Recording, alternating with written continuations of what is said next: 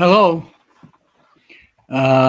Magandang umaga, magandang gabi, magandang tanghali, magandang hapon at magandang gabi kung saan kayo naroon. Scheduled sana ako mag-live ng 11 o'clock pero mayroon akong papakitang video sa inyo kaya inagahan ko. Besides, wala na akong nasasagasang time slot ng aking mga kaibigan. Tapos na rin po si Clea Fontello sa kanyang vlog, kaya pwede na akong mag-vlog. Okay. So, papakita ko lang yung kung ano ang tunay na ganap sa West Philippine Sea through the courtesy of our TVM. O, siya nga pala, binabati ko ang ating member sa channel nating to na si Ryan. Masipag po yan, mabait po yan at sana magkaroon pa siya ng maliligayang karoon sa susunod pa panahon. Nandito na po si Virgilio Villanueva. 11 o'clock ang aking scheduled time pero ito po ipapakita ko sa inyo ang video. Okay. Bali mga isang oras o kan. Pero importante po na malaman natin ang katotohanan. Kaya ko pinapakita sa inyo. So, panuorin na natin ang video. Galing po ito sa RTVM. Discussing the operational details of the resupply, the recently completed resupply mission. And of course, after this briefing, we're going to discuss as well the operational details of the humanitarian mission of the Bureau of Fisheries and Aquatic Resources last Saturday. For the last completed RORE mission yesterday, as you are aware, there were 2 Philippine Coast Guard vessels that our commandant, Admiral Ronnie Hill Gavan, deployed to support the resupply mission of the Armed Forces of the Philippines. That is BRP Sindangan and BRP Cabra to support the resupply boats of the Armed Forces of the Philippines, ML Kalayaan and Unaiza May 1. Next slide. The operational area of the Philippine Coast Guard vessels came from Buliluyan Port and proceeded to the staging area in Sabina Shoal. That is a distance of 90.5 nautical miles. And then from there in Sabina, we're going to proceed together with the resupply boats going to Ayungin Shoal with a total distance of 14 nautical miles. Next slide. Next slide. As early as 5:40 in the morning of December 10, we were able to monitor an unknown Chinese maritime militia vessel because we were not able to see the bound number of this vessel. And it's already conducting dangerous maneuver towards the resupply contingent. Next slide.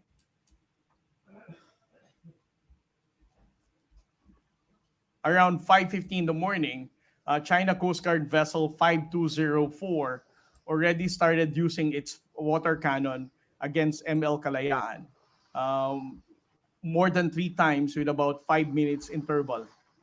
As you can see on the video, and during this time, around 5:50, there are already 4 Chinese Coast Guard vessels that are shadowing the entire supply contingent. Next slide.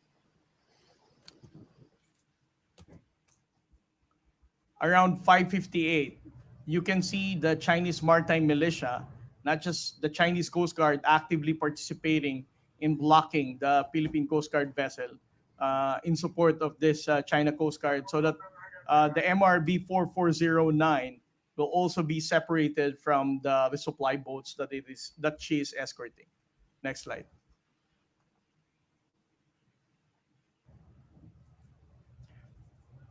Next slide. As you can see, MRB 4409 was already blocked by the China Coast Guard vessel and 2 Chinese maritime militia. They were successful in separating the Philippine Coast Guard vessel 4409. That is the designated escort for Unaiza May 1. Next slide. Around 6:11 in the morning, ML Kalayaan already received a direct hit of water cannon coming from China Coast Guard 5204. At a distance of around 0.5 nautical miles is the Philippine Coast Guard vessel MRV 4407, documenting how the China Coast Guard vessel and Chinese Maritime Militia is preventing ML Kalayaan from proceeding to its mission. Next slide. Around 6:20, 9 minutes after ML Kalayaan was directly hit by the China Coast Guard vessel, the Philippine Coast Guard proceeded to its location, noting the fact that it's no longer moving. It means that it has already engine trouble. This is the reason why ML Kalayaan, from this moment on until the completion of the resupply mission, it was already securely moored together with the MRB 4407. In short, it no longer has the capability to proceed to its mission. Around 6:24, on the other hand, the other Coast Guard vessel, MRB Mga hayop 4409, talaga itong mga is Chinese, also no? being sprinkled by the Chinese Coast Guard as it escorted the Unaiza May 1. Probably you are wondering with the videos that were tweeted by Ray Powell, wherein Unaiza May 1 was also separated from its Coast Guard escort. It's because of this. MRB 4409 was also corralled at this particular time. Also, almost the same time that Unaiza May 1 had a near collision with the Chinese Coast Guard and also being water cannon. Next slide.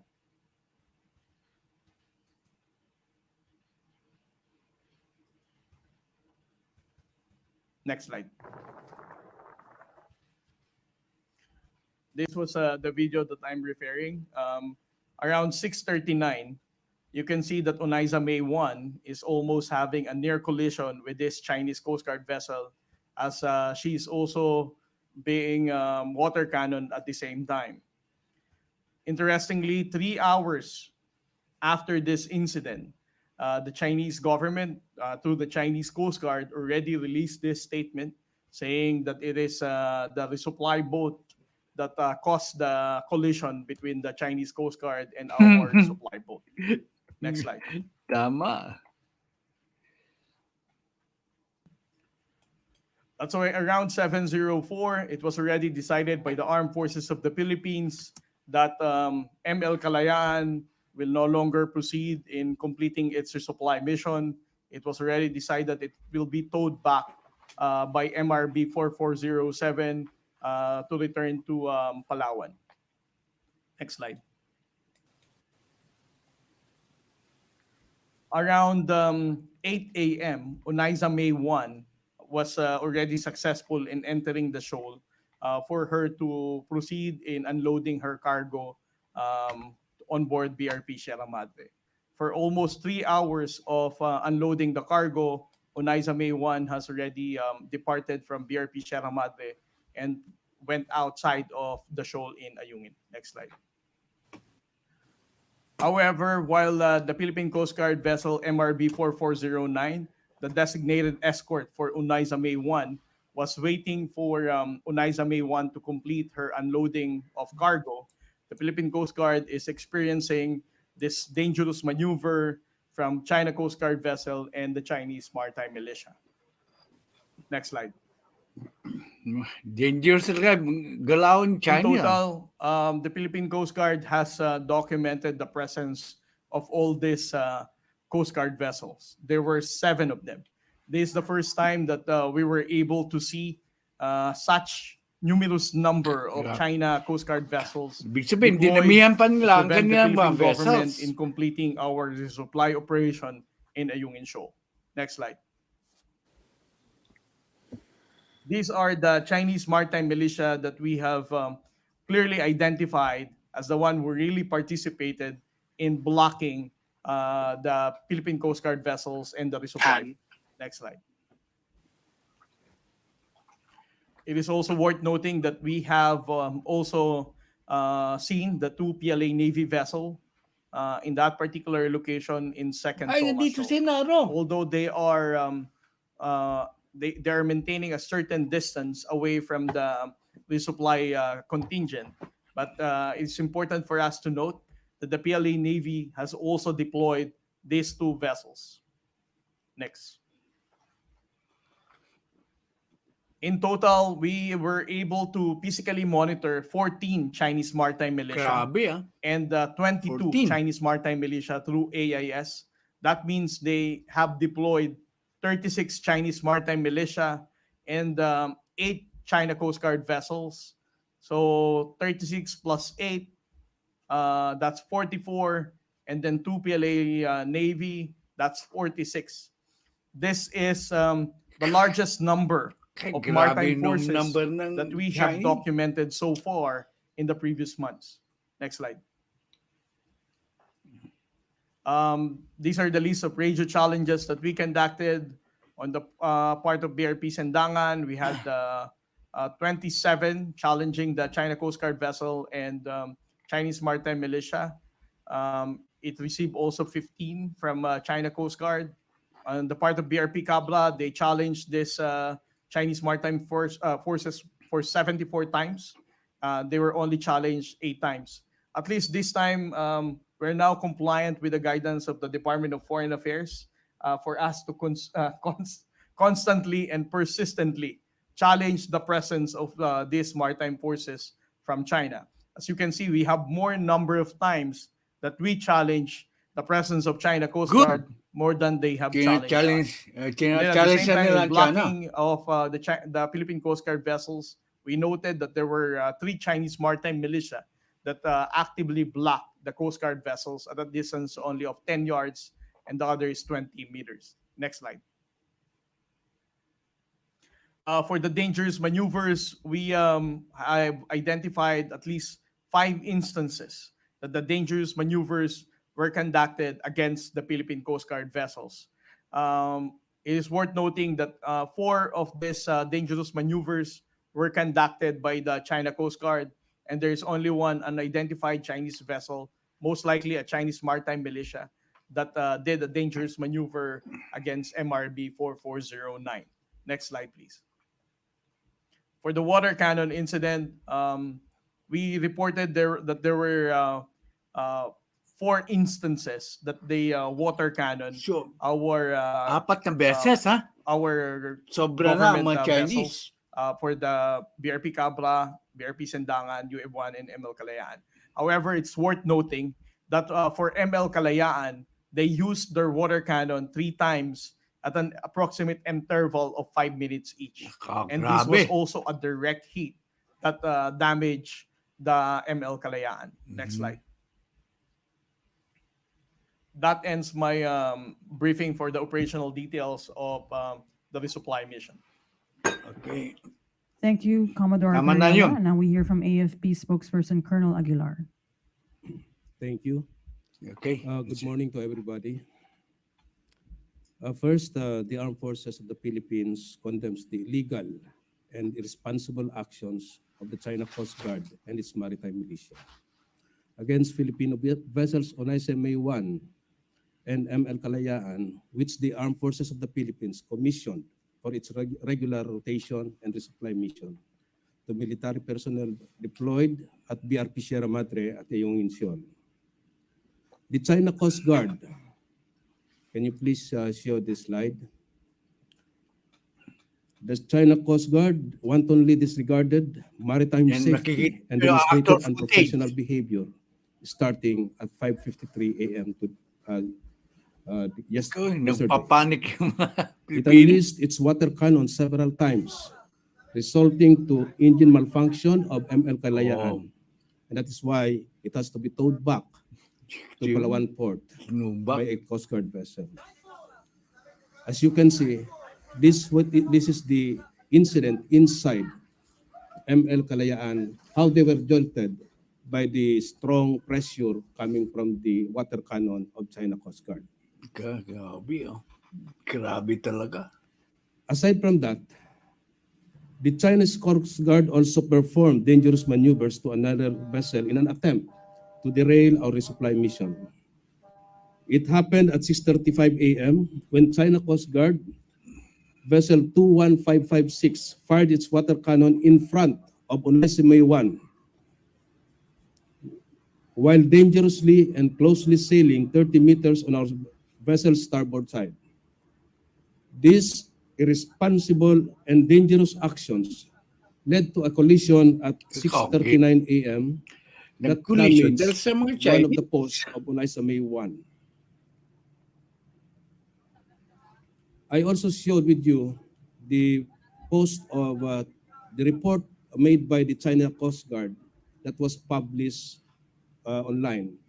And on the left, of course, the real situation as taken by a video footage inside the United States. So, ibig sabihin, fake news yung And you China. can see the stark contrast of the narrative of China Coast Guard to what really happened. Ay, may actual footage, may resibo ang Philippine Coast Guard. Next slide, please. Also, another video Yan, yung water cannon before the niya. collision took place. As you can see, the water cannon is directly hitting Imee 1.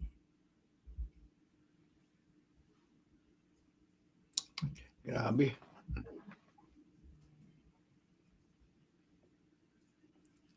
And another video. So you can see the water cannon pointed in front of Imee 1 to limit its movement. And later on, you will see where that Coast Guard vessel is located, which is 30 meters before the collision incident happened.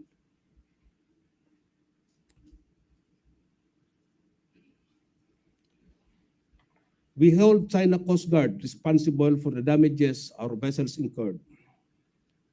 Let the world know that on the occasion of the 75th anniversary of the Universal Declaration of Human Rights, the China Coast Guard committed transgressions that endangered human lives. China Coast Guard and its maritime militia have no right to interfere in our routine and legitimate operations. Ayungin Shoal is within our exclusive economic zone, and their presence and actions are undermining the peace and stability in the West Philippine Sea. Thank you.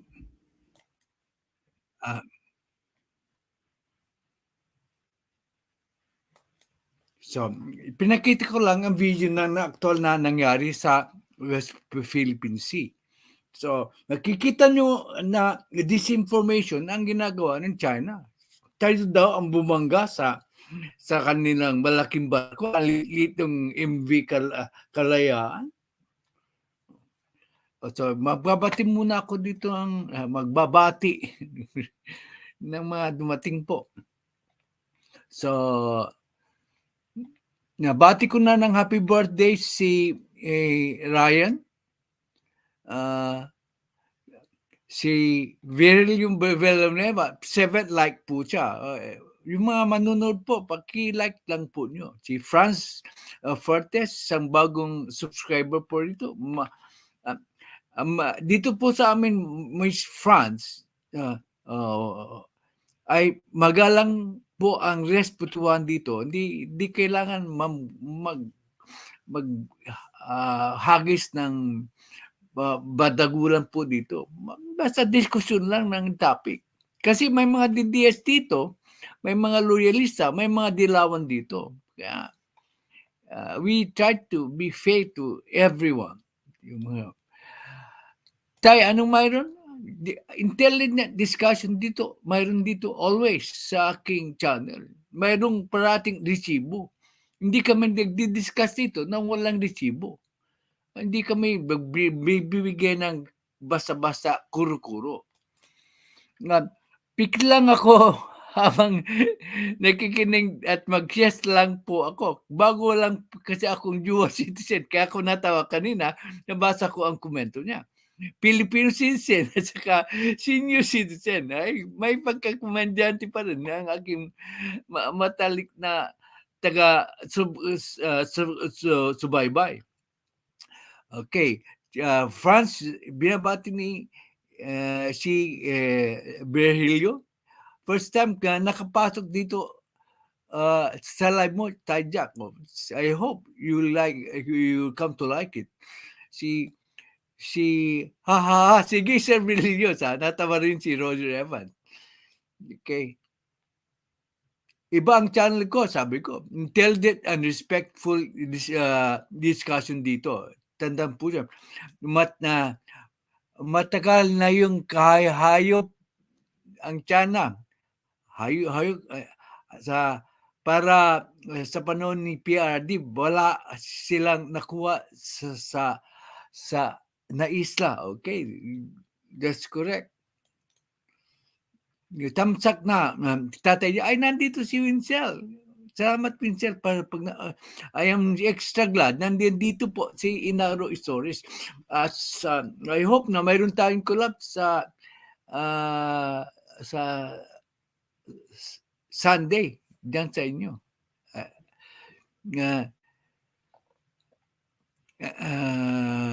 Tingin ko nanganganib sa siya ng Congress at 3 demonyo sa Congress. Tinutukoy mo siguro yung Makabayang Black. Okay. Like para sa channel Tatay Jack first, okay? Food is Life. Welcome. Welcome po, Food is Life. I hope you remain open-minded po sa ating mga discussion dito. Idol, may echo? Sa akin wala. May echo ba?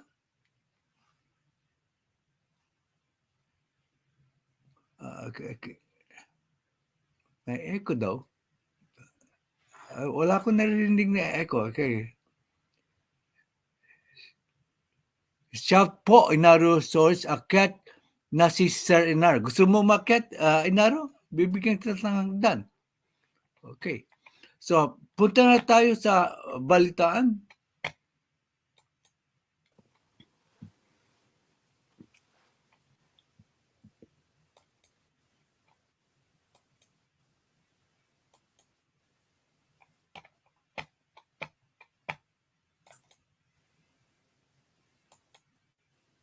Ito na, babatiin ko. Pasensya muna kayo. 11 o'clock ang aking starting time, pero hinagaan ko.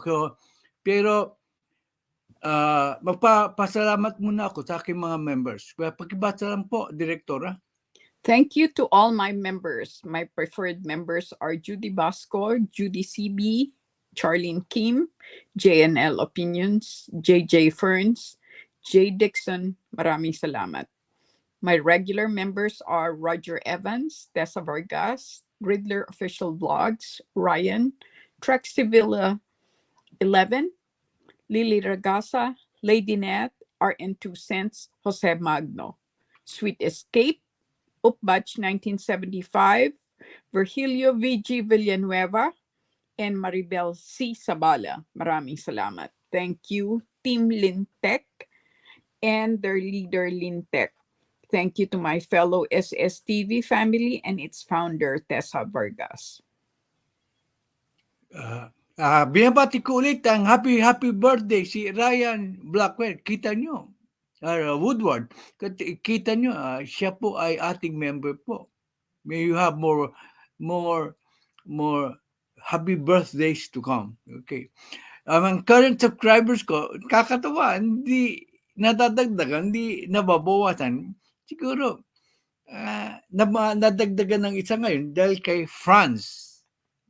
Okay, thank you, Franz. Okay. Basahin mo ang deklarasyon ko. Ako po, hindi nagtatago sa pagiging loyalista ko. So, basahin mo po. Ako ay isang loyalista. Loyalista ako para sa unit team ni na Pbbm at VP Sara. Sandali. Hanggang hindi nagdedeklara ang isa sa kanya na sila ay umaalis na sa loyalista, nandun pa rin akong loyal sa unit team. Hindi ako babaliktad. Hindi ko iiwanan ang unit team. Ganyan ako kaloyal na tao. Kasi pag tinabi mong loyalista ka, nandun ang loyalty mo, maski masama o maganda ang panahon. Okay. Loyalista ako ng mga Marcos family. Higit sa lahat. Bakit? Bakit? Kasi alam kong kapakanan ng ating bayan ang nasa puso nila. Pero pag hindi na, ay hindi na ako magiging loyalista. Hindi, porque loyalist ka, hindi mo pwedeng punahin si Presidente Marcos o si Sen. Imee. Pagpuna ay pagpapaalala na minsan naliligaw sila na landas. Pero nandun pa rin ang suporta ko sa mga Marcos. Okay. Higit sa lahat, loyalista ako ng bansa natin, Luzon, Visayas at Mindanao. Hindi magbabago ang pagiging loyalista ko dahil sa pagpalit ng ihip ng hangin. Pasensya na po kung iba ang pananaw ninyo sa pananaw ko. Magdiskusyon tayo ng may respeto at magalang sa isa't isa. Salamat po. Okay. That is my nung nagsalita si Sara Duterte, sinabi ko na ayaw kong magsalita siya ng publiko. Sampatikos ko yun kay Sara Duterte. Kasi magkakaroon ng division. Nangyari na. Pero tapos na yun. Pero lahat ng sinabi ni Sara Duterte ay inaayunan ko nung nagpahayag siya ng saloobin niya.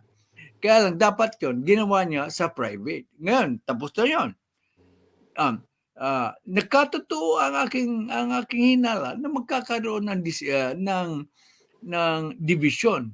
Lumantad na dahil sa pagsasalita ni Sara Duterte, lumantad na kanilang panig. Mayroon nang naging purely DDS, purely loyalista, may mga dilawang loyalista daw tawag nila. Nagkawatak-watak na po.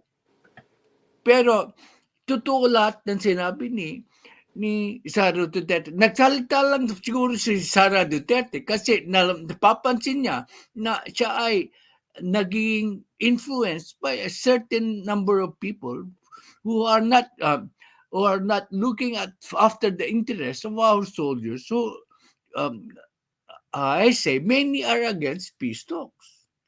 So hindi mo rin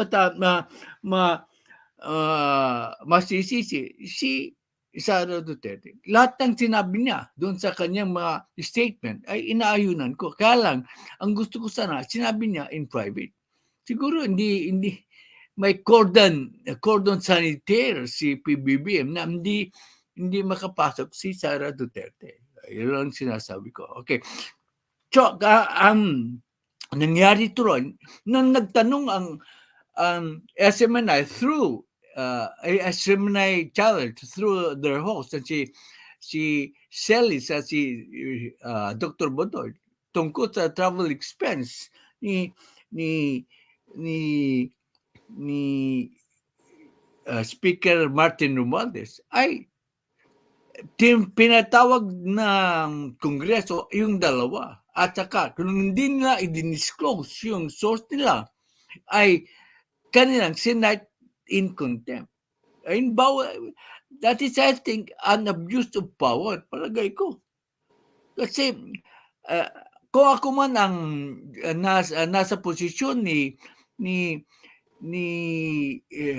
Eric, ay hindi ko di-disclose yung source ko.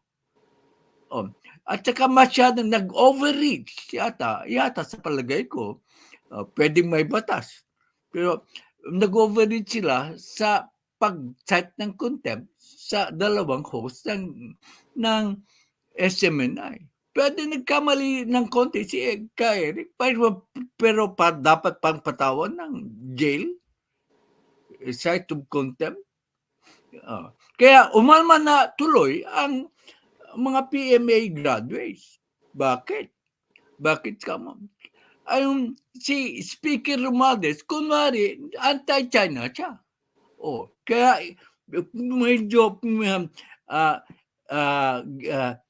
inaamo ang mga kasundalan na pagiging anti-China siya sa West Philippines. That is also a very good strategy. Pero pagdating sa komunista, nakikipag-alyado siya sa tatlong makabayang bloc. Na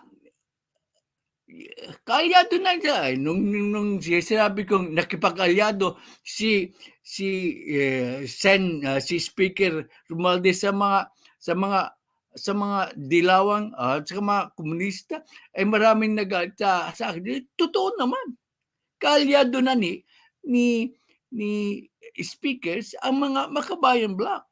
Kaya napansin ito siguro di umano ng mga PMA graduates. Kaya umamala sila, hindi sila mabobola ni speaker. Yan ang kanilang parang sinasabi kay speaker. Kaya nag-sign sila ng manifesto tungkol sa pagkukakulong ni Celis. Ano nangyari? Siguro nakita ni Pbbm ito. Kaya sinagsabihan si speaker na wag nyo nang pagpatuloy ang ginagawa nyo na i-persecute si Celis at saka si Badoy.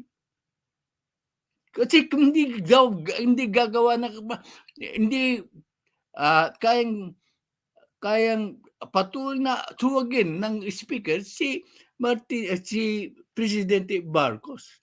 Hindi gagalaw yan kundi na napagsabihan na nagpoprotesta si Presidente Marcos din. Gagalaw ba yan? Itong taong si speaker may ambisyon. Hindi niya kayang alienatin si Presidente Marcos. Kaya ito po ang babasahin ko ang entire manifesto. Si Director na pala ang magbabasa, hindi ako. Kasi uutal-utal ako. Okay.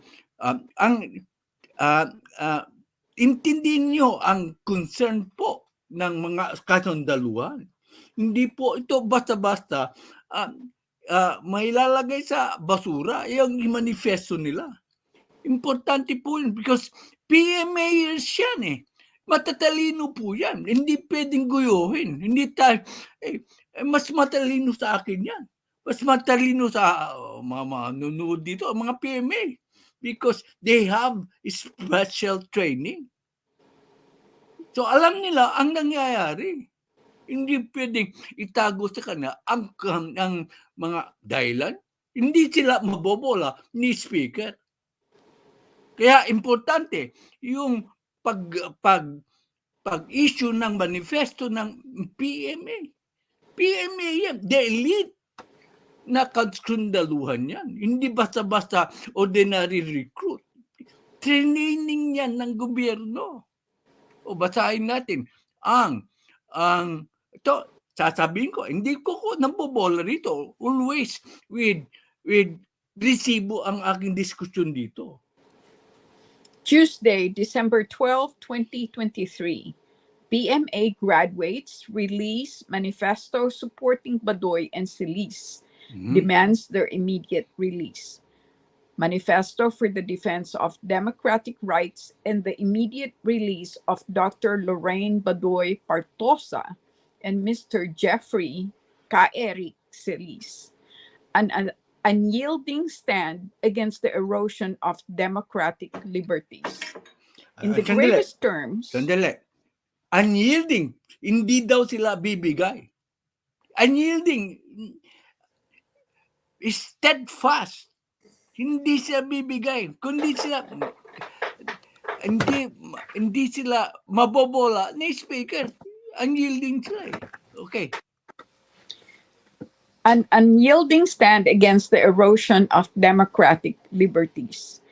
In the gravest terms, we, the custodians of liberty and justice, together with our spouses, families, and the broader community of allies, rise in unison and assert our resolute and unflinching support for Dr. Lorraine Badoy Partosa and Mr. Jeffrey K. Eric Celis.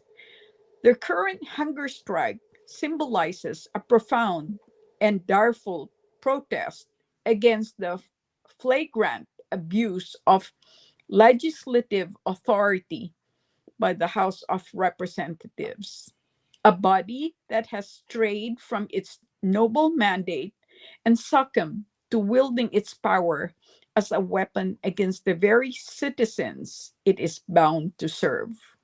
ang sabi ng PMA is flagrant abuse of legislative authority by the House of Representatives. So, may nakita silang abuse na.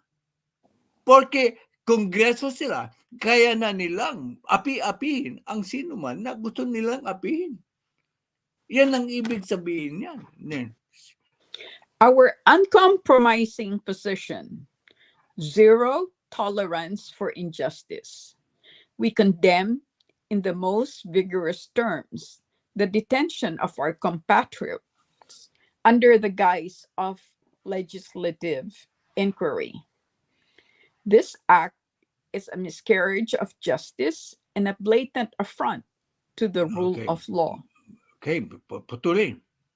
Imperative for transparency. We declare that the pursuit of truth, especially regarding the use of public funds, is not a discretionary activity, but a fundamental right. And when those in power stifle this pursuit, they betray the public trust. Okay, that is a very good explanation ng kanilang manifesto. Hindi porque nagtanong ay you are going to stifle their fundamental rights. Nagtatanong lang o nagdidiman ng investigasyon. Ano masama doon? Pwede nagkamali sa figures. Ako rin nagdiman ng investigasyon. Inanap ko ang tunay na katotohanan. Pero mo 40 billion ang kanyang ginastos, 2.6 billion ang budget. 2.006 ang budget. Ano nangyari sa other 2 billion and 26 million? Ang pinakita na is foreign troubles. Pero ang travel expenses, hindi lang po foreign troubles. Kasama po ang local travel. Ang pinakita ng Kongreso na binobola yata tayo ay kasi hindi tayo marunong ng accounting o ng finances. Yan, travel expenses ay composed only of foreign travel expenses. Of course not. May mga local travel expenses. Ano nangyari doon sa remaining? 2.2 billion and 26 million. Yun ang gustong malaman ng sambayanan. Bakit hindi nila hindi sila maging transparent? Tulad ng ginagawa niya, magiging transparent din si Sara Duterte sa confidential funds. Hindi pwede yun kay Sara Duterte because confidential po. Pero tignan nyo, ang ginawa ni Sara Duterte, sa kanyang hindi confidential pa, i-disclose niya ang kanyang ginasta na 1.2 billion. Katatapos ko lang ng LS ko. Bakit hindi gayahin ng House of Representatives ang ginawa ni Sara Duterte na naging transparent sa non-confidential expenses niya? Yan ang tanong ko. Nagtatanong lang po si Tatay Jack Ferds. Okay, patuloy tayo. Sacrosanct rights under attack. We sound the alarm that the freedoms of speech and press, the very lifeblood of our democracy, are under siege. When protectors of truth are persecuted for invoking their legal rights, it is a clarion call for all defenders of liberty to stand in opposition. This, I didn't. Ito na ang papatunay na mayroon ng dissension. It is a clarion call for the defenders of liberty to stand in opposition. Magkakaroon na ng opposition.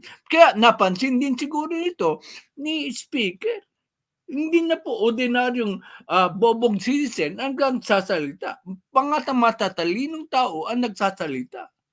Kaya na-pressure siguro din ang ating speaker na palayain na ang dalawang si Dr. Bodoy at saka si Ka Eric. Kasi mayroong nang lumalaban sa speaker. Hindi na siya kayang mambola. Hindi na niya kayang bulahin ang lahat ng tao. lahat ng tao. Yan ang sinasabi dito sa manifesto. Hindi po ako nambobola dito. Makikita nyo sa manifesto mismo. Matatalinong mga tao ito. Okay. Unwavering support for press freedom. We steadfastly support the full implementation of RA 1145-8. Any attempt to undermine this law is an attack on the very foundation of our democratic society. I think the RA 11458 is related to freedom of the press. Okay. Our demands: immediate release of Dr. Badoy, Partosa, and Mr. Celis. We demand the immediate and unconditional release of our colleagues. Their detention is not only illegitimate, but also emblematic of a distressing trend of authoritarian overreach.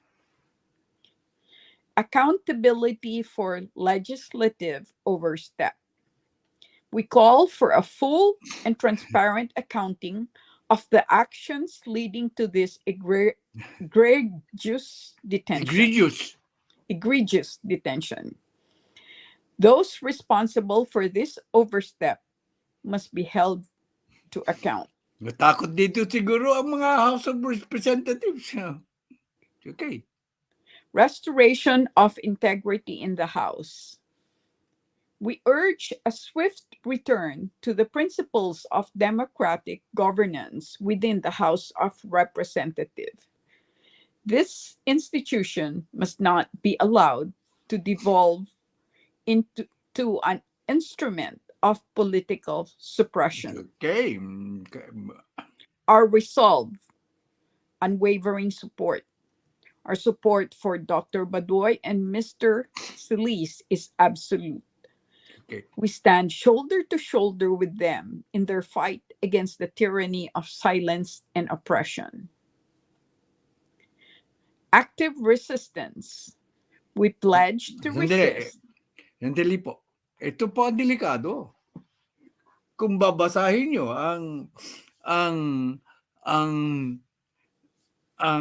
na maigi ang ending ng manifesto na nakakabahala. Okay, basahin mo. Active resistance. We pledge to resist with every resource at our disposal the insidious encroachment upon our democratic rights and liberties. Is there a continuation? Yeah, and we will not rest. We will not rest until justice is restored. Ano nakakatakot dito? Ang word na, with every resource at our disposal. Kung ano man yun, the resource ay hindi mo alam. Kaya nga, nakakatakot po ang ginawa ng House of Representatives. Mayroon na pong umaalma. Yan po ang katotohanan. Hindi ko po itatago. Kaya nga ayaw ko sana maghalita. Marami magagalit, magdidisagree sa akin dito. Pero parehas kami ng pananaw ni Inaro Stories. Kaya siya ang unang makakakuha na medal. Kasi, totoo, agree ako sa lahat ng mga punto ni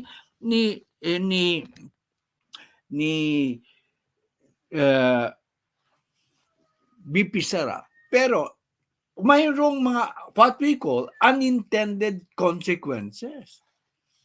Ang dapat ang ginawa na ay privately niya kinausap si Presidente Marcos. Doon niya i-express ang kanyang mga disagreements.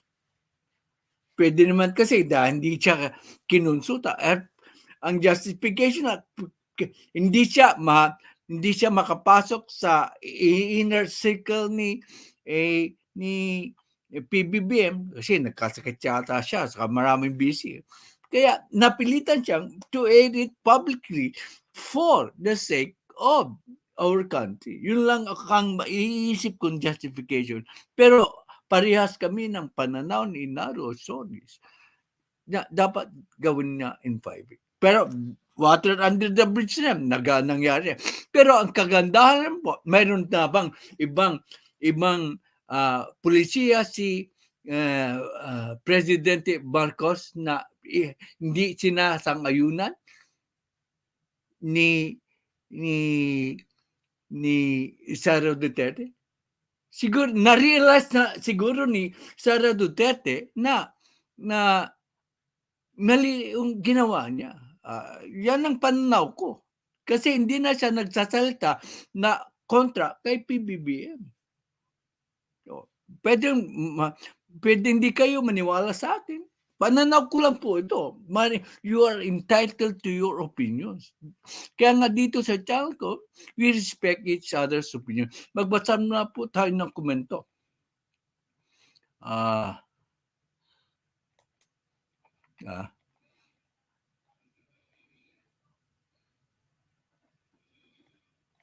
Tapos na ba yung manifesto? Tapos na. Kumpisa tayo doon sa kay okay. Dito.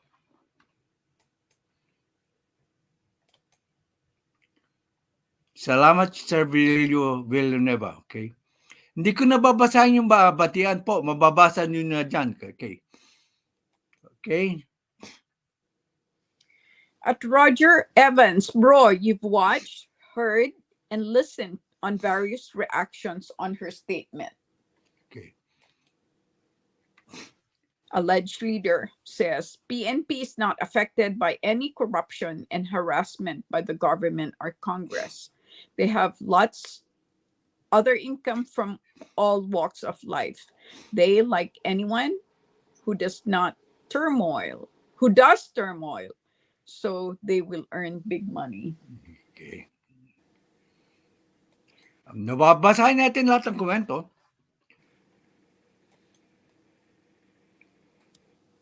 Bro, in narrow stories, that will be the consequence. I am sure VP Sara knows. Okay, alam niya. Nakalimutan ko yata yung sabi ni Inaro Stories. Dito sana nga di na nag-public comment si VP. Okay. Deference and prudence, sana at Tatay Jack Fords.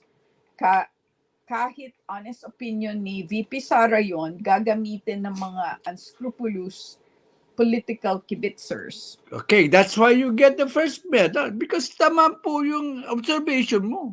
Yung mga unscrupulous political kibitzers will pounce on her statement. Sabi nga ni Dilema at saka ni Barry Gutierrez, bakit ka nagsalita? Hindi ka naman Secretary of National Defense o Foreign Affairs. Yun ang contention nila. Hindi naman nakupayag sa kanilang contention. Si Sara Duterte po ay nagsalita siya in connection with the peace talks because she is the current Vice Chairman of NTF-ELCAC. But it's still the same. No matter what justification I try to give, is that conversation should be done in private. Kaya nagkakatugma kami ng opinion ni Inaro Stories. Pero this water in the bridge nangyari na. Maliba sa sinabi ni Sara Duterte, wala. Tama lahat ang sinabi ni Sara Duterte. Kaya lang, ang objection ko, hindi ako magbabago ng aking papayag. Ever since, sinabi ko, dapat it should have been done in private. Okay. So Roger Evans asked, but does that comment affect PBBM's governance? Yeah, it will affect because it is divisive in nature. Naglalabasan na. So marami nang napapansin mo, maski sa ating mga chats na nagkakaroon na ng pag-atake kay PBBM. Kapatid si First Lady Lisa ay nadadamay na. because they perceive na wala na ang unity. Okay.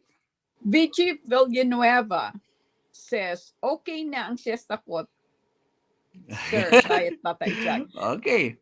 Tapos, then he continues, ang ibang pumirma ay naging opisyal ko at na mapapatunayan kung matinong officer sila. Okay.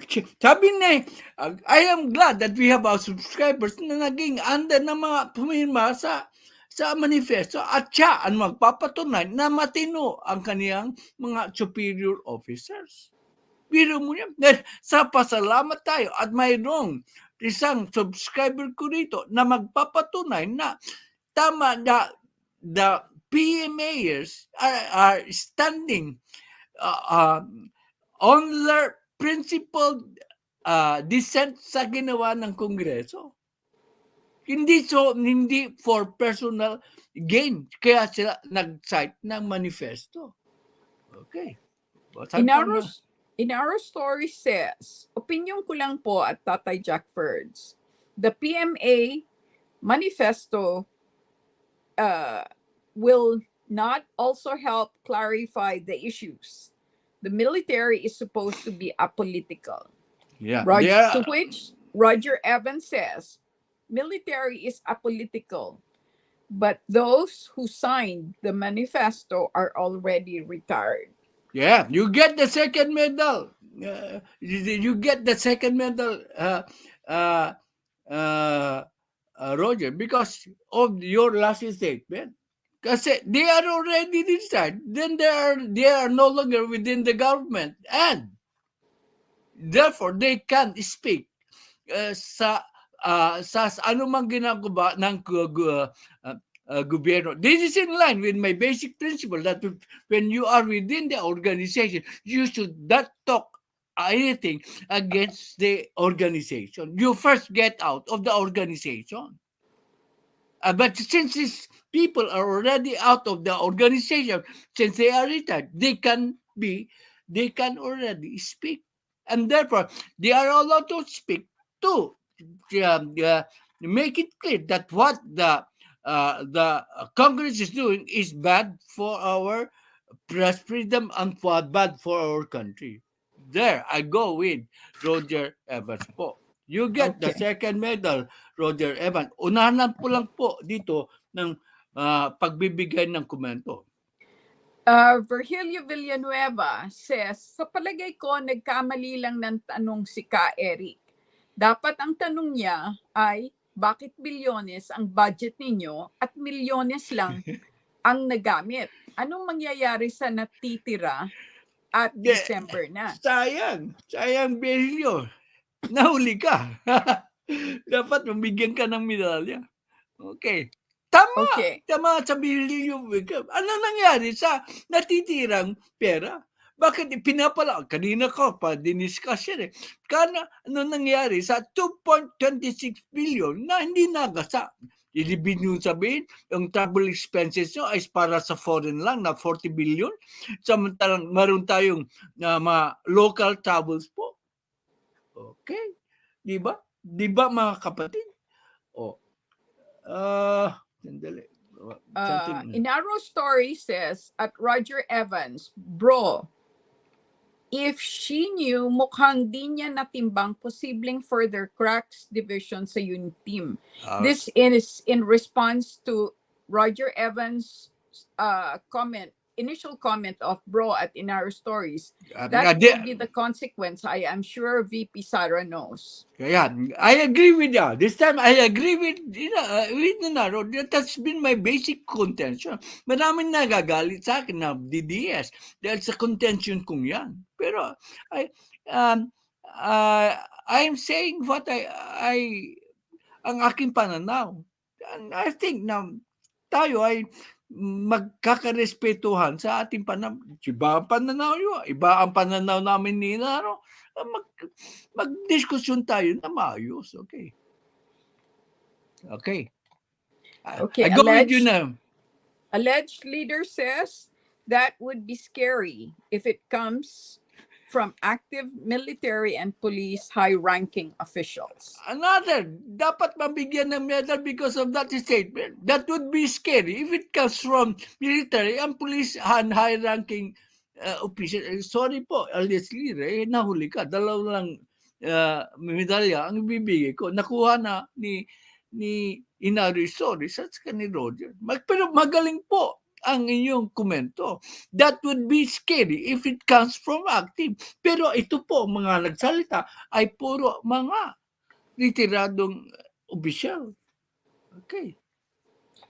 Roger Evans says, medyo tama ka dyan, Sir Virgilio Villanueva.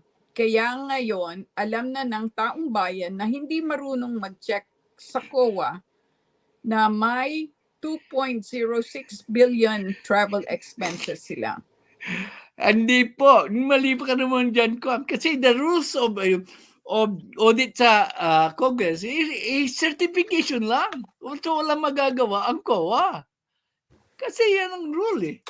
Kaya nga, dapat baguhin ang rule. Okay. Question. I have a question. Isn't it though sa government, if they don't spend their budget, isn't the resource at the end of the year, aren't the funds supposed to go back to the government? Yeah, it's supposed to be. And the fact is, you're correct. Di ka marunong sa finances, you're correct. Ang si director, hindi marunong yan sa finances. Pero practical ang question niya. Pag hindi nagamit, hindi dapat ibalik. Question now. Very good question. Ano nangyari? Ibinalik ba nila? O nagasta nila pero ang dinisclose lang nila ay ang foreign travel. Anong nangyari? Anong expenses nila sa local travel? O bakit hindi nila isiwalat sa publiko kung magkano ang nagasto sa local travel? Because travel expenses is composed of foreign and local travel expense. Pero ang nilabas lang sa investigasyon ay foreign travel expense. Ano ba yan? Akala nyo ba bobo kami? Akala nyo ba Kongreso bobo kami? Hindi namin alam ang composition ng travel expense. Hindi lahat ng travel expense ay puro foreign travel expense. Okay. Okay, Roger Evans says, idle at Inaro stories. We, the supporters, can only debate on the statements made by our leaders. But like Jack said, not unless one of them said na kakalas na sila, buo pa rin ang unit team. Correct. Very good. Yan ang prinsipyo ko. Kung kumalasa ang isa, ay wala na, hindi na ako loyalista ng unit team. Thank you, Roger Evans, for a very good explanation of my position po. That's why perhaps you got the second medal. Alleged leader says, our police and military are guardians of our democracy. They are also Filipinos when civilian officials abuse their power. Correct, malagpakan. Ang galing. That is precisely. Kaya, sayang. Wala kang medalya because late ka nagkomento. Okay. That is the essence of the manifesto of the PMA years. Okay. Roger Evans says, the only difference siguro sa atin nung iba tayo nagbibigay ng opinion based on facts and what is foreseen. Yung iba kasi target na lang mang-insulto kahit walang walang laman ang banat. Correct again. Ang gagal. I should not. Correct. Mahusay ang pagsiwalat mo ng kanyang opinion. Yung iba kasing channel, banat na lang banat, walang resibo. Dito sa channel natin, parating may resibo. Mapapansin nyo yan. Pag nag-LS ko, parating mayroong credible source. Ewan ko lang kung bakit. Walang nanunuot. Samantalang correct na ang aking analysis. Kahapon lang, pinatunayan kong tama ang analysis ko kung nanood kayo. Yung sinabi ko ay ginagawa na ng Armed Forces of the Philippines to Gibutidoro. Okay. Okay, Inaro Story says at Roger Evans, just the same, bro. Some of those who signed were also former members of NTF LCAC, not really impartial. Whether they are not partial or not, still they are voicing their concern. They might be partial, but then they have a valid right to voice their partial dissent on what the Congress is doing. Just because you are partial, you are not allowed to voice your opinion. How foolish is that? Okay, Virgilio Villanueva says, yes, sir, Roger Evans. Either the 1995 class and later classes were dismissed or resigned. Okay. Roger Ang Evans daming comment. says, whether former or not, bro, at Inaro Stories, they are still retired. Though anyway, does it mean that they are biased just because they worked in NTF LCAC? It doesn't mean that whether they're biased or not, that they cannot give their opinions. But then, not all of them are biased. And some of them are unbiased, but still they signed the manifesto. Okay. Okay, Inaro Stories says at Roger Evans, ang malungkot dyan, hindi naman sa taas ang nagbibiyakan yung mga nasa baba. Yeah, laughter. Yun din ang bottom line result. Babagsak ang nasa itaas, divided. Yeah, I agree with Inaro Stories on this. Talaga mahusay ang pagka-analyze mo niyan. Dahil sa bangayan na nasa ibaba, naapektuhan ang itaas. Okay, Roger Evans says, given the current scenario, bro, at Inaro Stories, sino ba tingin mo ang bumabasag? Ako, honestly, ang HOR. Correct. Again, agree po ako dyan. Kaya parati ko nang binabanatan ang House of Representatives kasi hindi sila sumusunod sa payo ng ating presidente. Okay. Agree ako dyan, Roger Evans. Okay. Inaro Stories at Roger Evans. Just the same, bro. Prudence is still a better virtue. Okay. I agree with you there, but this is water under the bridge. Wala tayo dyan. Okay. Alleged leader says, and I'm pretty sure a lot of retired militaries would want to do the same. Okay. Agreed ulit ako dyan. Okay. Roger Evans says, well, they might have their own reason for voicing out, sir, at Inaro Stories.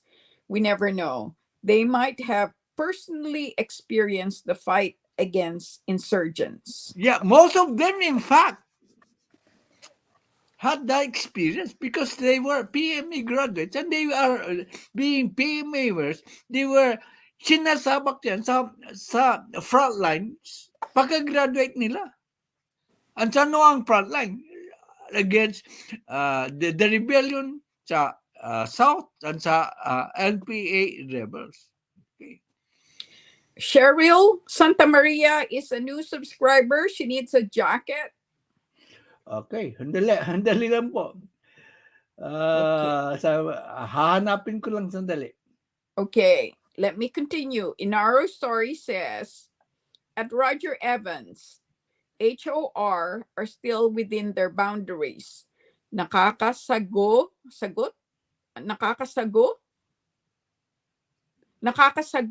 ba ito? Naman sila, Silis and ang SMNI better than any in the same place? Why not let the judicial process take its place? Nag-file na sila sa Supreme Court yung dalawa. Pero hindi na nanta ng House of Congress na magbigay ng desisyon ang Supreme Court. Pinalaya na po ng House of Congress. Sila Eric at saka si Dr. Badoy. Na-pressure po ang whether you agree with me or not. That is what seems to be the truth. Cheryl, never siya si Cheryl. Welcome to my channel po. Okay. Roger Evans says, that is not what I am talking about. Wala akong alam sa franchising na yan. Kaya wala akong comment. Let the court roll on it. My thing is, bakit this time, napakaingay ng Makabayan block? Kalyado kasi na si Speaker. Kaya malakas ang boses nila. Hindi sila sinusuheto ni Speaker. Noong 2022, hindi makaporma ang Makabayan block sa anumang ginagawa nila. Nung nagsimulang mag-awayan po, this is political real talk, nung nagsinimula pong mag-away si Speaker Martin Romualdez at saka si Bibi Sara, saka nagkaroon ng lakas ng boses ang Makabayan block. Kasi nakipag-alyado si Speaker Romualdez sa Makabayan block. Ginawa niya ang sangkalan para magkaroon ng demolition job against BP Sara. Wag na tayong magdahilanan because there is history involved here.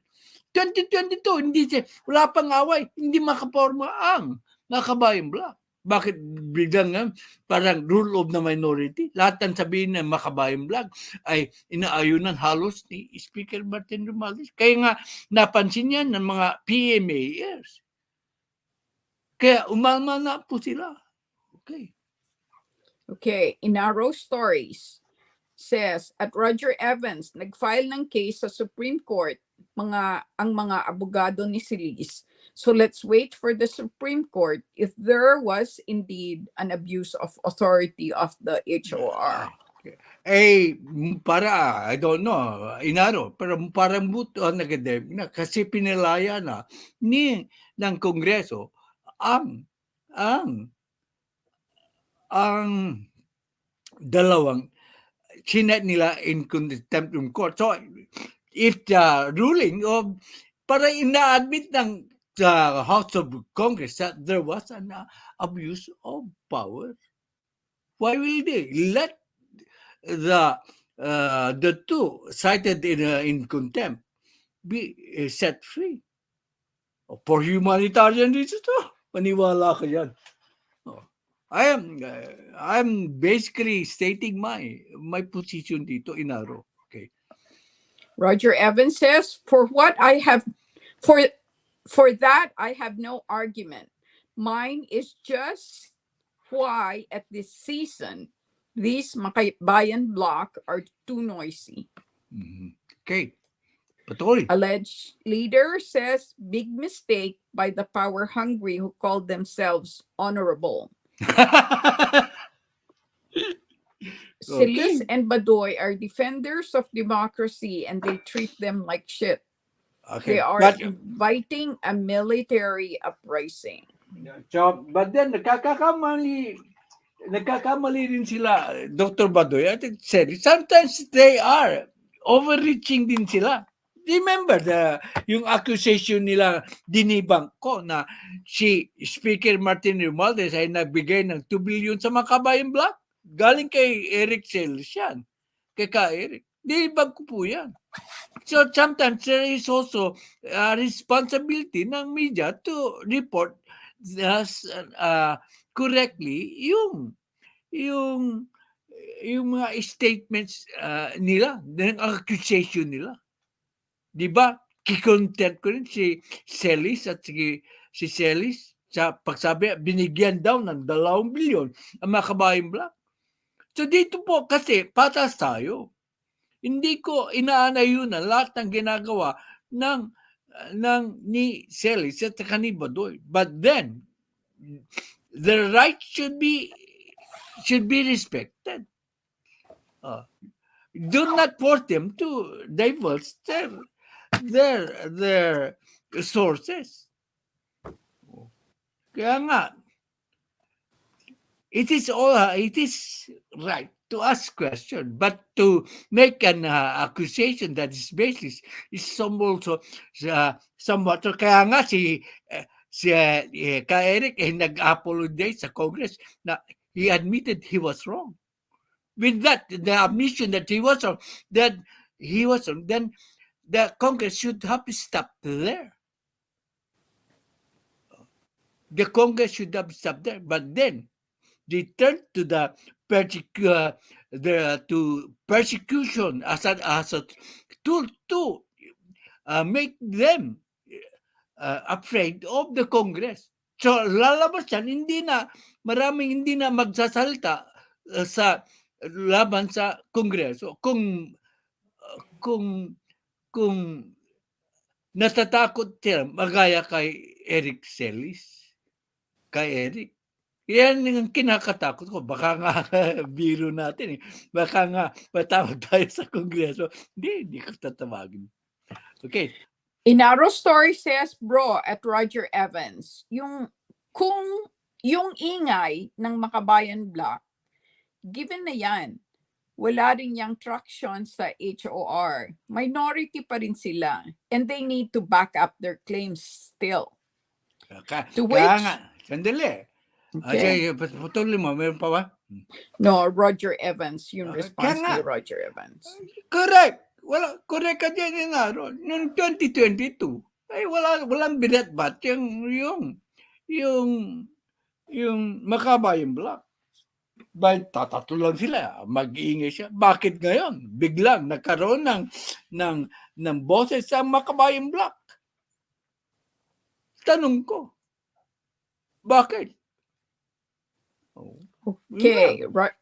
Roger Evans says, bro, at Inaro Stories, kung walang bearing ang Makabayan Block, bakit natanggal pa rin ang mga CIF?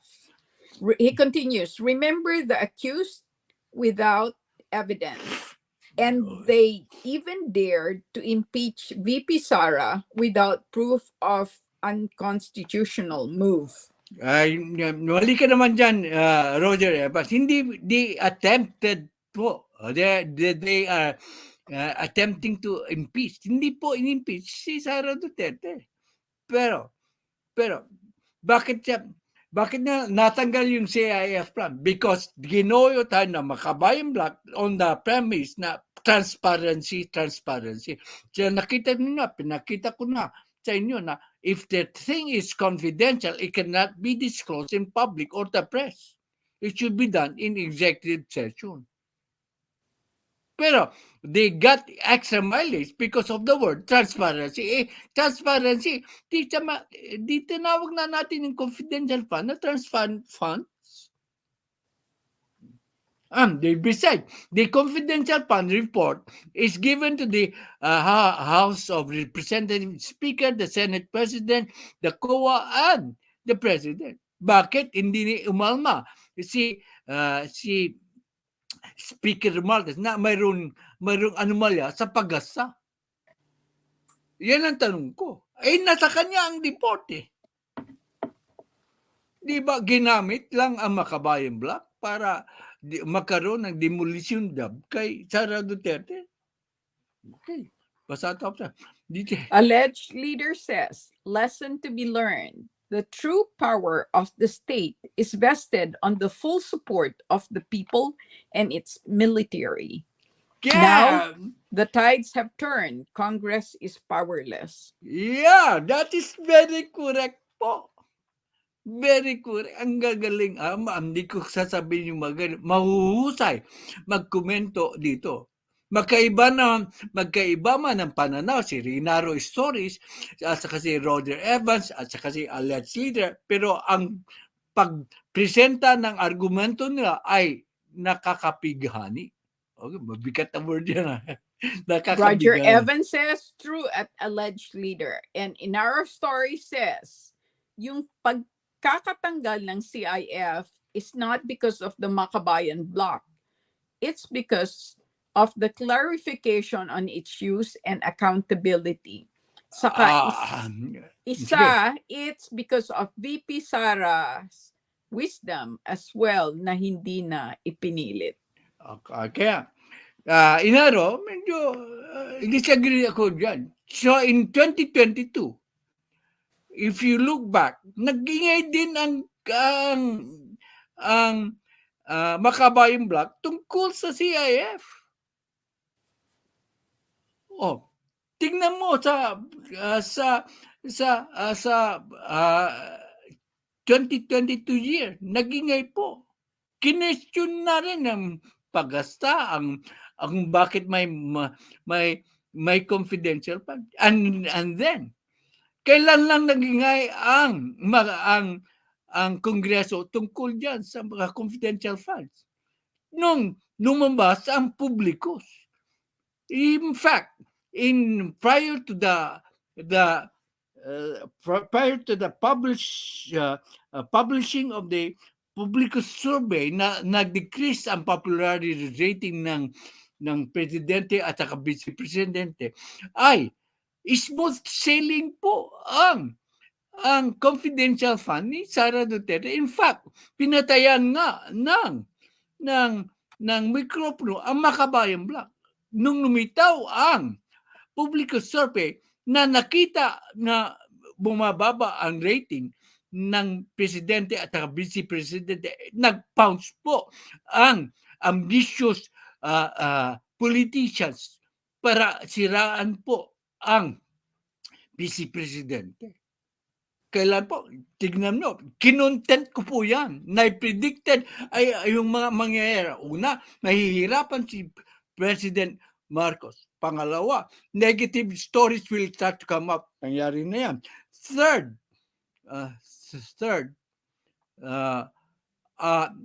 political, ambitious politicians will start to surface. Nangyari yan. Tingnan mo ang timeline. Kinontent ko po yan.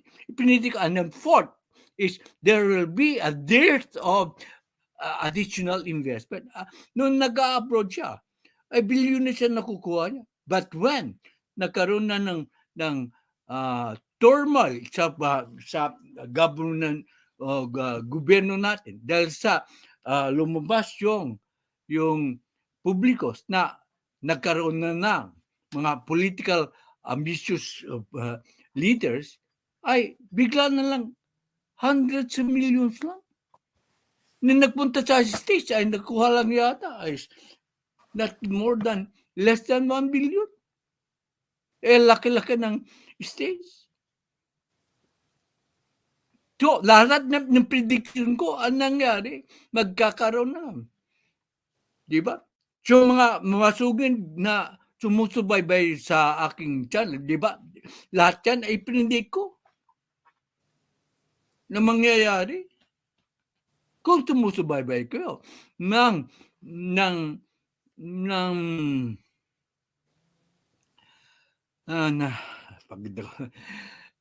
am so passionate.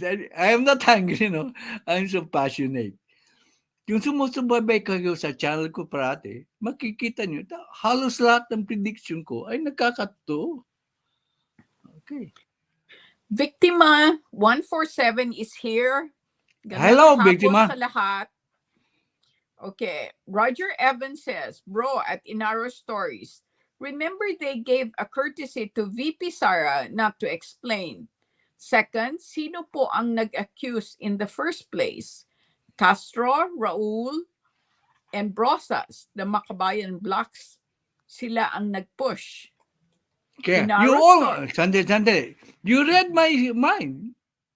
Roger Evans, ganyan din, okay. Inaro Story says, medyo mahina yung depensang patanong, yung 1.8 billion. May mga tanong kasing tinatawag na accusatory questions. Okay. Ma'am, yung tanong, this is another Pero nagkamali nga. Sinasabi ko, mali nga si Eric. Umamin siya na mali siya. In fact, mali si Eric na hindi po 1.8 billion. Ang tamang figure is 2 billion and 66 million. Nagkamali si Eric.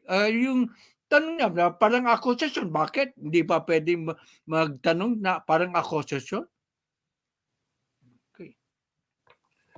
Roger Evans says you cannot deny the fact seeing the budget hearing is live on public. Okay. Whether it's accusatory, it's still a question. Okay. Pero lumabas na 39 million lang ginastos nila. So saan mapupunta ang 2.02 billion na natitira, and it's 17 days na lang para gamitin nila? Binibi ko kay Roger, parang nababasa niya aking isip. Roger, ha? Yan din ang contention ko eh. Oh, bakit? Hindi ba? Sila nga nag-aakusa na yung Makabayang Black na bakit mo ginasa ang confidential fund in only 11 days? Anong kaibahan? Di ba?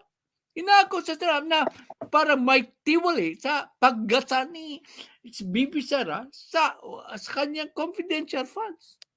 Sinastos lang daw niya in 11 days.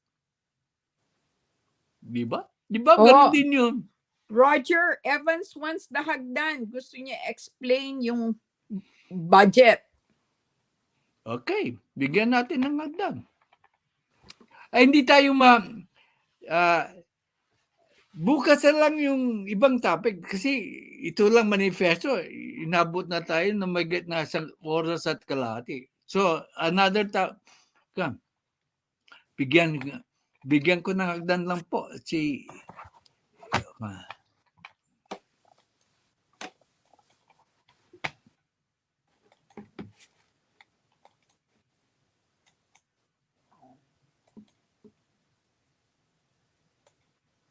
Okay. While you're trying to do that, let me continue. Alleged leader says you should give your medals after all the comments. My option. hindi ako magbabago. Sorry ho. Okay. Roger Evans says, have we known how they spend their travel expenses last 2022, which is also billions? Okay. Inaro Story says, accusations brought. Roger Evans calls for proof. Wala pa bang hagdan dyan? And the burden, I don't see it. And the burden is on SMNI and Silis. Roger Evans says, still a question. Anybody can try to see how it was delivered. My point. Illegal po. Babalik sa DBM. Okay, StreamYard is there, Roger? Okay. Ang sa channel ko po, I will let you... Ba't siya mo inilagay? Hindi, inilagay mo ba sa pin? I don't see it. I see it sa comment section. Nandito na si Roger. Ha? Nandiyan na? Okay, explain ko lang ang rule, Roger. You are allowed to give your opinion uninterrupted. Be sure na sabihin mo lahat ng gusto mo before I do my reaction. Okay. No, it's okay, Tay Jack. Dito lang ako. Okay. Magsasalita ka ba? Oh. Sige, tuloy niyo lang po ni Direktora. Okay. So, saan ka natapos, Direktora? Sa Inaro Story says, I heard how it was delivered, bro. It was followed by innuendos.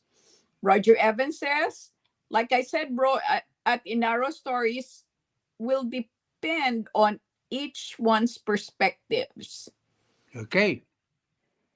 Tapos yung paghingi ni Roger Evans ng hagdan, Okay. and he's with us. So let me just read. Cheryl Santa Maria says dapat transparent lahat sa expenses. Okay, correct. Roger Evans, you've got the floor.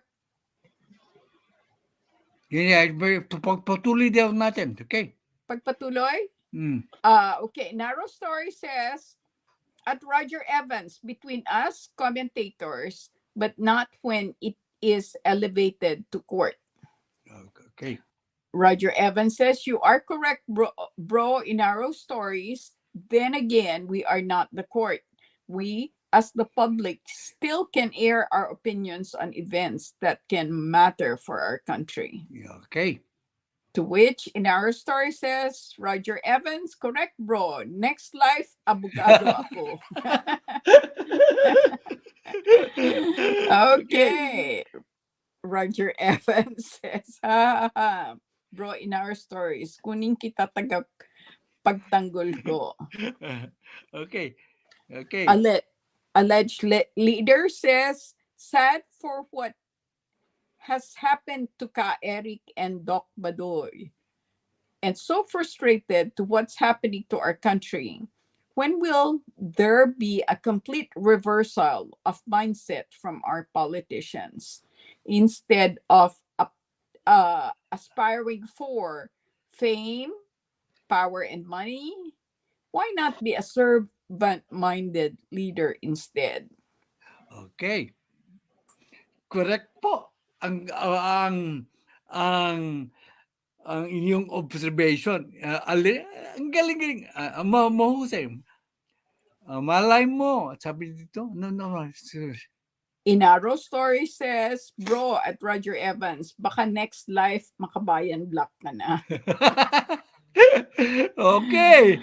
To which Roger Evans says, malay mo bro, Tinaro Stories, next life tagat pagtanggol ka nila. Okay. Joke. Okay. Okay. So, tawa si Roger. Okay. Ay, si Inaro Stories. Cheryl Yeah. Santa Maria says target ng Congress si Pacquiao. Oh. Okay. No, that is Kibuloy. Ay. Si Kibuloy? Okay. Yeah, that is short for Kibuloy. Oh. Fuck you. Sorry. Oh. Oh. Okay. Maybe. Okay.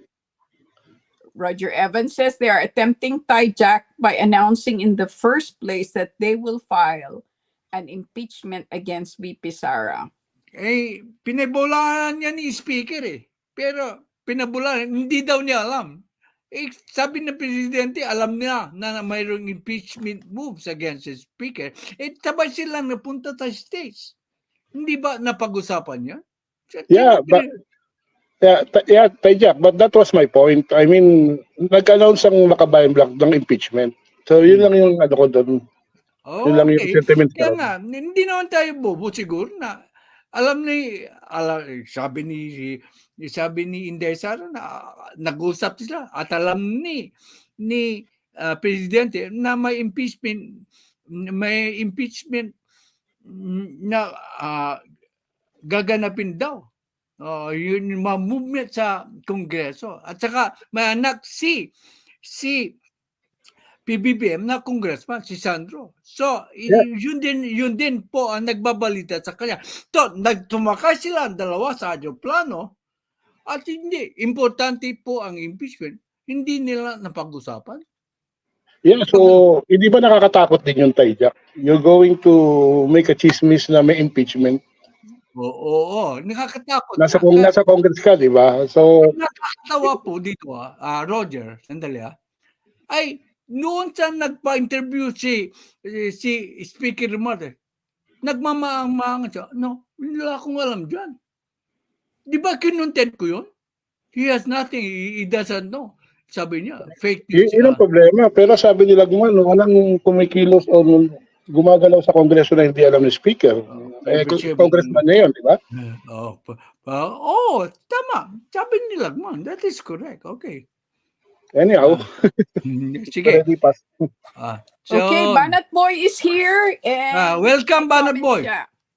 Tay Jack, good day po. Tanong lang, may nakita ka po bang newscaster na nag-iwan ng tanong sa particular person na wala naman doon? Na we all the gap of query and time to answer, that we all have the gap of query and time to answer could already inflict damage. Okay. Ang sagot ko dyan, hindi sila newscaster. Sila ay opinion makers. Sila ba ay newscaster? Hindi. Sila ay opinion makers. So dapat lang na pwede silang magtanong. Can you tell me? Siya ang mga newscaster ay yung nagbabalita ng state news. Pero sila po ay opinion makers.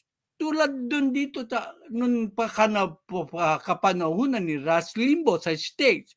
Inaamin niya, hindi siya newscaster, pero opinion maker siya. Sa tulad ko, I am not a newscaster. I am an opinion maker o influencer. Pwede ko magtanong. Okay. Alleged leader says we OFW will stand too. If each PMA officer has 20 loyal men, each active or retired, then they are a group to reckon with. Okay. Ay, nandito na yung mga SSTV family ko. Salamat po. Nakarating ka po kayo. Okay, Setasa Vargas, Lizzie Baran, SSTV, Mercedes, Salvatierra are here. Okay. Alleged leader says President Marcos should know firsthand that once the military stops supporting you, that's the end of your office. Correct. Correct po. Kaya dapat lang na matauhan po si PBBM. So, wala na pong kon. I'm sorry. It's more than 1.5 hours na po. Okay, so, you've got a new subscriber though, SSTV XYLE TCG needs a jacket. Kaya hanapin ko. So, okay, Banat Boy says, so hindi po sila broadcaster pala. So hindi sila dapat pasok sa Sotolo, tatay. Anyways, that's not my point. Medyo ang layo lang ng sagot mo po, tatay. Have you heard any newscaster or broadcaster? Ang sabi, hindi pa pwede it's a president freedom of speech po yan. Freedom of speech po yan. And once you are in the media, although you are not a broadcaster, you are covered by the SOTO law. Freedom of speech po yan, Banat Boy. Kasi ikaw pa rin ay covered by the SOTO law. Okay. So, wala na pong comment. Sa replay na lang po kayo manood kasi more than 1.5 hours na po. Thank you po sa inyong mga nanood ngayon. At sa susunod po ulit, ganitong oras na lang yata, 10:15 o 2 o'clock in the morning po diyan sa inyo. Okay, bye-bye. I love you all. Okay, bye. Thank you. Thank you.